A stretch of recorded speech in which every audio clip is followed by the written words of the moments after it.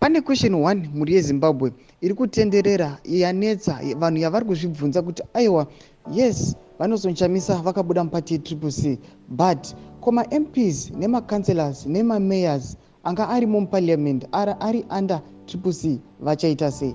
Ndo question vanhu yavari kuzvibvunza kuti aiwa chii chichaitika, vanhu havacha withdraw, vanhu havachasiya here mabasa avo, chii chichanyatsa kuitika? Sasa tapinda munyaya iyi ndokurudzira chibva wasubscribe wolike wotina on the bell icon pabochana mabdesi anokupa pano paZim News Live. Notinoona kuti pane munhu anouya achiposta patwitter handle achiti anoshowa patable pane ma-filed applications achiti the speaker of parliament is desk today as CCC Zimbabwe MPs resign in masses. Ari achiti aiwa muzuva ranhasi tiri kuexpecta kuti ma-CCC MPs anokwanisa kuresigna achisiya basa anoda kuti aiwa vanosochamisa vasiya pati. Samurizi muchimbotudze mafungiro enyu paquestion iyi panyaya iyi kuti munoti kudii kuti ma-MPs nema-councillors nema-mayors angari under CCC muparliament vachaita sei mushure mekunge vanosochamisa vasiya pati? Nokuti vamwe vari vachipindura vachiti apa ndo patichaona kuti vanhu vakapinda mupolitics nekuda kumirira zvido zvevanhu here